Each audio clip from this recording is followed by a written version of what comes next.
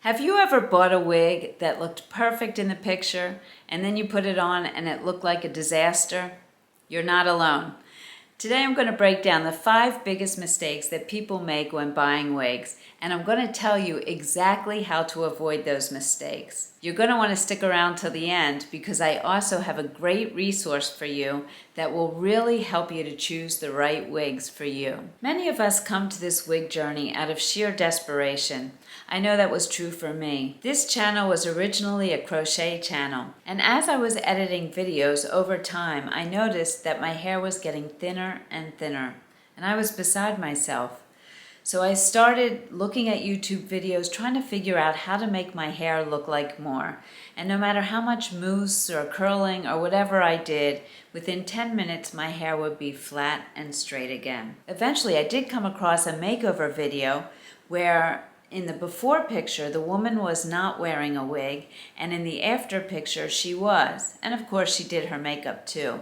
But the difference that that wig made gave me so much hope. I was really excited. So I started Googling and looking at wig shops and looking at wig pictures. Now, mind you, at the time, my hair was straight, thin, and short. But I thought, hey, since I'm getting a wig, I'm going to get the hair that I always wanted. So what did I do? I bought my first wig, and you're looking at it. This is the Dalgona 16 by Beltress, and this was the very first wig I bought. And you might think, wow, that looks nice. But when I first put it on, I thought, oh my gosh, there is no way I'm going to be able to wear wigs. I can't go out like this because it was so different from my natural hair. I felt so uncomfortable, and I knew, of course, that everybody who knew me would know that I was wearing a wig. Which brings me to mistake number 1, going out of your comfort zone too quickly. It's very tempting to buy a wig in the hair you've always wanted, but it takes time for your eyes and brain to adjust to seeing you in more hair. So my recommendation is to get your first wig in a style, texture, and color as close to your natural hair as possible. That way you'll feel much more comfortable, and it will most likely look like you just got your hair done. This is the first wig that I really felt comfortable in.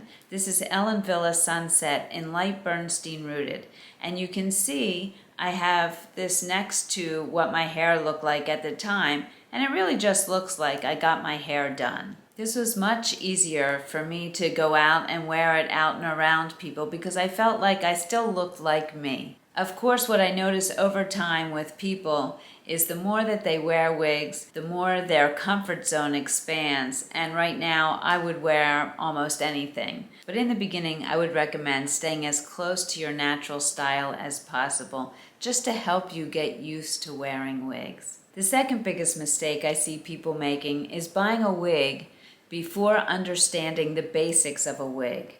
There are many different things about a wig that you need to understand so that you choose the right wig for yourself. For example, there are features in a wig like a lace front. If you're wearing bangs, you may not care about having one. If you're not and you want to pull the hair off of your face, a lace front will make it look much more natural. There's also monofilament tops, parts, crowns, and you need to know what those things are to make the best decisions. Another thing you'll want to consider is which type of fiber do you want? Do you want a heat-friendly fiber where you can style it, but it does take some upkeep? Or would you rather have a regular synthetic where you just basically wash it and it comes back to its style and you don't style it?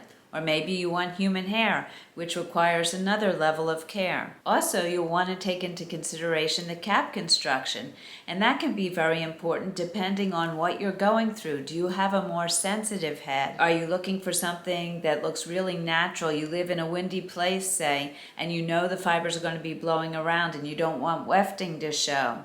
Or do you want something really basic and budget friendly? And there are other things such as the amount of permatease or the density of a wig. I know this seems like a lot, and where do you start? Well, I'll tell you where to start. I made a video called Everything You Need to Know to Choose a Wig, and I go through each of these considerations in detail, helping you decide which features, fibers, cap construction, and other details you want in your wig. I'm going to link that video right here, and I'll also put it in the description below. Just recently, I got an email from a woman who told me she had been looking for wigs and she thought she finally found the perfect wig. She ordered it, she spent good money on it, only to find out that she purchased it from a scam website and was unable to get her money back. I have heard so many stories like this, and I find it so heartbreaking that these scammers would take advantage of women in this vulnerable state. It's so important to make sure that once you decide to purchase a wig, that you're purchasing it from a reputable site. Now here's a few things that you can look for that will tip you off to a scam site. First, if the deal is too good to be true, say you're looking at a particular wig, you have a picture of it, and you're looking at it on different sites, and they're all about the same price, let's say about $300. And then you go to another site and you see the same picture, but the wig is $29.99. I can guarantee you that that is not the same wig. Unfortunately, many of these scam sites will use regular stock photos, but they will not be sending you the brand wig that they're showing you.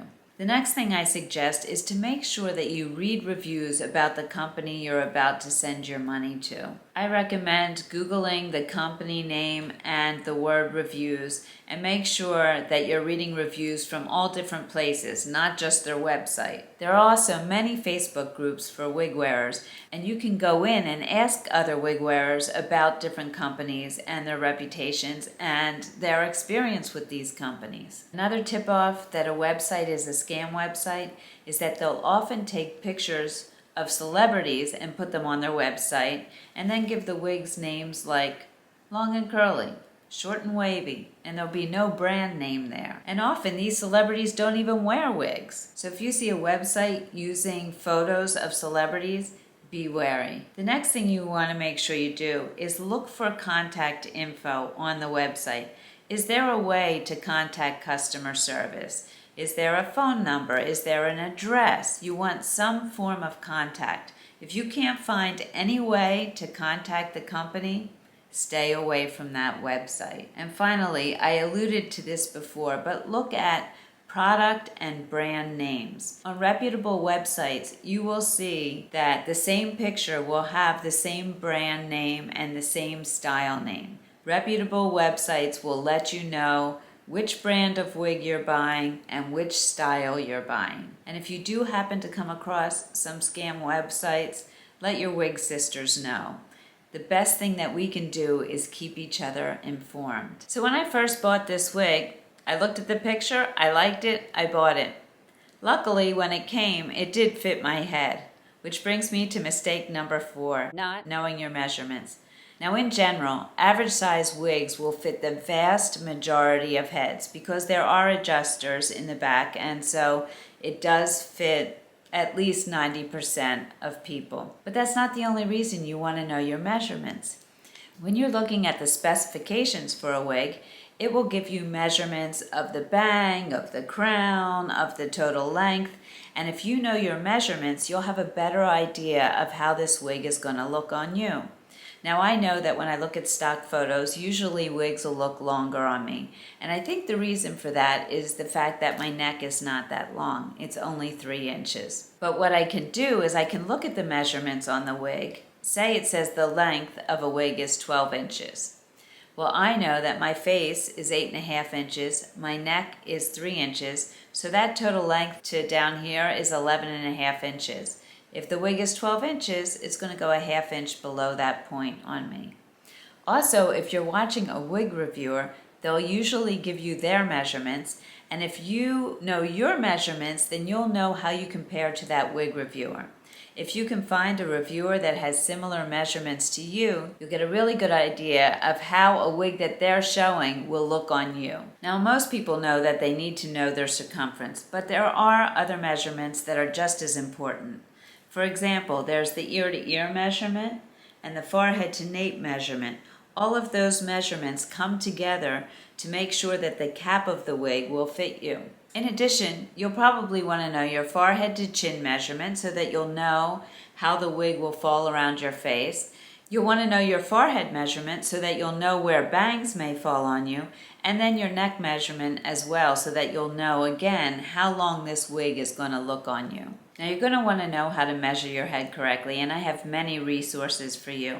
And the best resource is actually coming up after this. But you can check that video that I mentioned before, everything you need to know to choose a wig.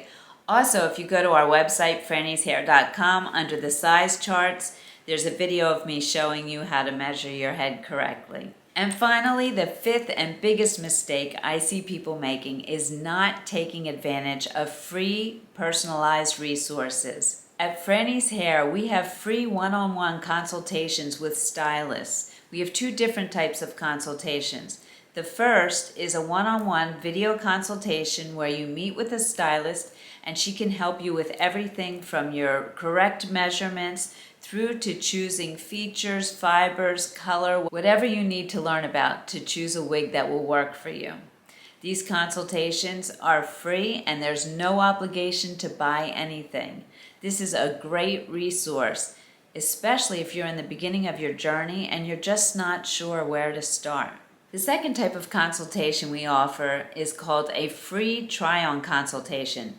Once you receive your wig, you can meet with a stylist who will help you evaluate the fit, the style, and give you some styling tips too so that you can make your wig your own. I highly recommend using these consultations. There's nothing better than being able to talk with somebody who really knows wigs and ask the questions that you need to ask. Now, in addition to these consultations, there are also private Facebook groups that you can join where there are wig experts and other wig wearers who can help you on your journey, not only by just supporting you, but also by giving you tips and tricks. Our private Facebook group is called Frannie's Hair, and we'd love for you to join us over there. I'll have a link to the Facebook group in the description below. And finally, you can contact customer service.